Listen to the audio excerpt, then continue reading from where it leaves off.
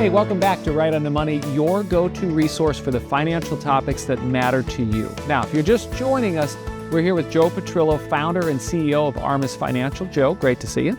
Thank you. You know, you work as a financial coach, if you will. Like you're coaching this team of experts, CPAs, accountants, and of course, for everybody out there, we know that you're not giving tax and legal advice, right? Correct. I don't want to either. Exactly, which is why you reach out to them. How do you manage a team of people like that, and then how do you hold them accountable?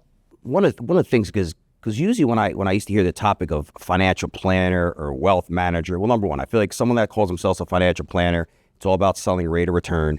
Someone that's a wealth manager, it seems like they're always trying to sell people annuities. Okay, so being a high-level financial planner, it's really, you got to really take a look at the big picture, everything that's going on in our world.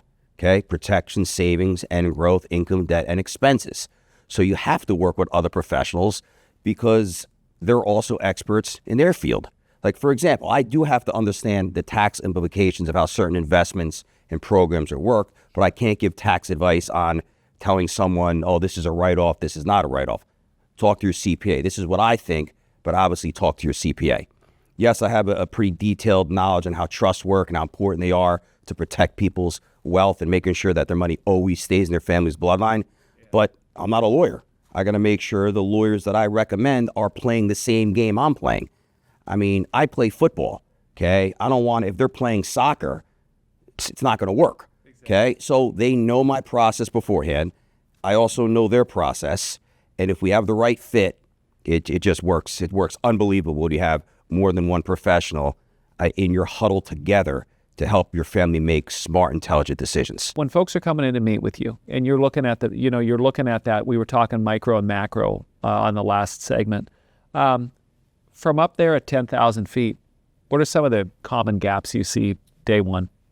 Yeah, well, first, after I go through a financial MRI with my clients, usually the common gaps are, and there's quite a few of them, and these people are all good, hardworking people. They want to get ahead in life. They want to put their money in the right place. I'm a family man. I mean, I love people, but let's face it. In America, we don't save as much money as we should. I mean, that's also good for the economy when we spend, right? But I'm not saying we should be Japan and save 40% of our wealth.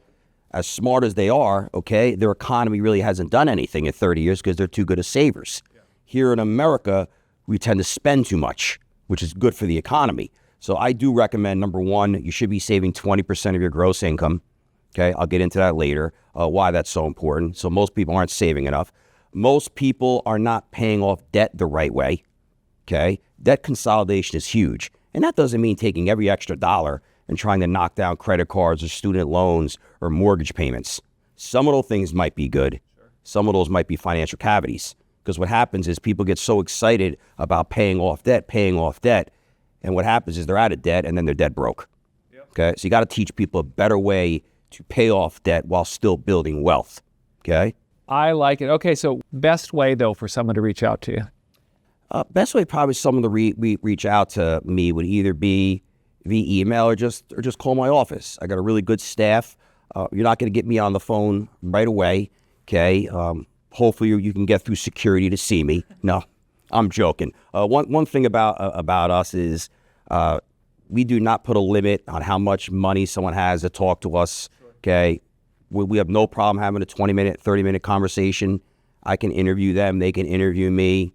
And then if we think we have the right fit, the right chemistry, then we could decide what's next. I like that. I like not transactional. It is a relationship. That's what I'm looking for. Yeah. I have enough money in the management at my stage where I'm looking for quality relationships. I do have a specialized knowledge that I do believe everybody needs and deserves. And my worthy ideal is just sharing it with people that I come across on a day-to-day basis. I love it. Okay, so I know from digging into your background a little bit and how you do business, that a macro plan always starts with protect the household. Do I have that right? It depends. Some people want to have a defensive coordinator mindset first, others offensive. So if we talk about protection is boring, but I'm also going to give it some sex appeal. Okay? How do I do that? Well, first and foremost, when I talk about protection, everything in your world should be protected at fair market value. Everything. Not just your cars, not just your home, okay, not just your life, not just your health. What about a unforeseen lawsuit? You'd be surprised how so many people that I interview, they don't have an umbrella policy. Okay. Now in New Jersey, yes, we get ripped off more than anybody else in this country. Okay, but it's I think it's $300 for $1 million umbrella.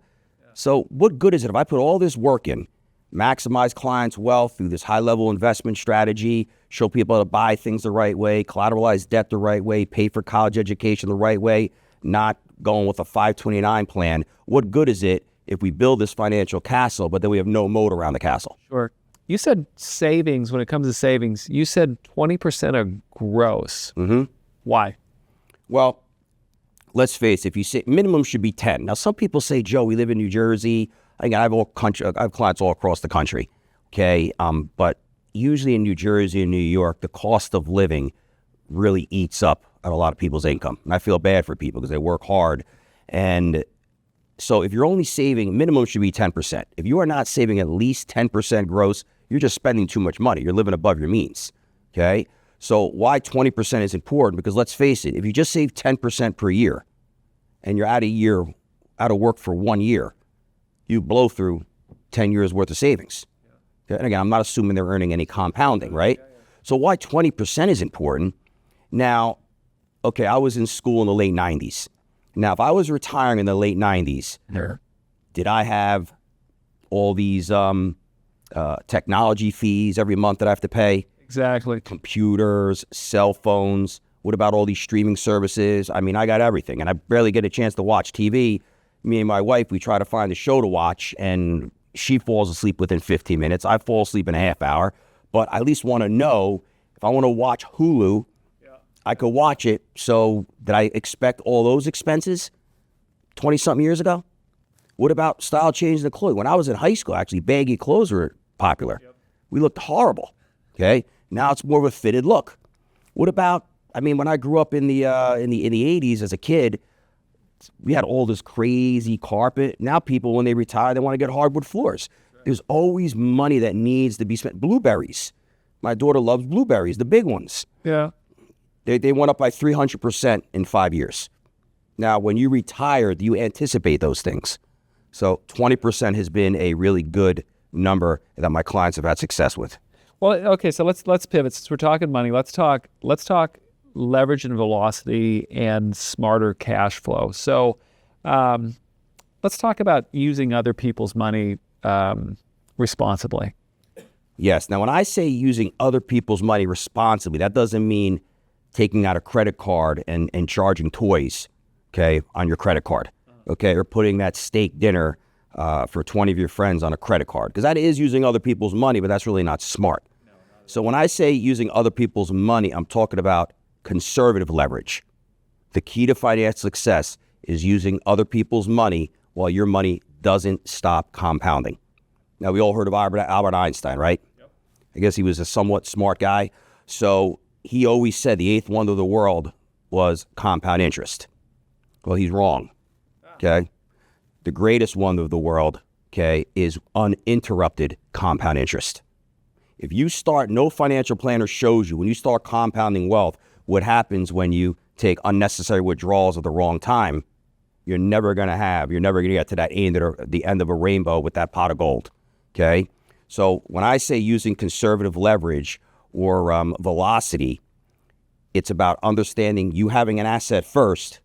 We don't want to disrupt that asset, but we got to use someone else's money to do the things we want to do, whether it's other investment opportunities, college education, buying things, acquiring real estate, and I'm sure there's a few others that I'm missing. This concept all starts after protection, and then you follow this. I know that you have a very regimented path that you take people Yes. down. Actually, Dennis, usually what I do, believe it or not, is I usually talk about, we'll get into this later, is internal rate of return first, because that's what most people easily understand. Oh, I got my money in a 401k, or I got my money at Morgan Stanley or Wells Fargo. This is what I have. What do you do? Okay. So we'll get into that later. So it really depends on the client. Okay. It really depends on the client, but without question is I do a full analysis first. I need to know income, debt, expenses. I need to know protection, savings, and growth. And then we could decide how I'm going to start. Where you're going to go. Where Okay, I'm so gonna go. when we come back, we're going to talk growth. We're going to talk distribution. But we're going to do that right after the break. So remember this. Again, if you like the show, do us a favor, squeeze the like button, click subscribe. That way you won't miss a single show. And we will see you on the other side back here in a moment. More with Joe. Thanks.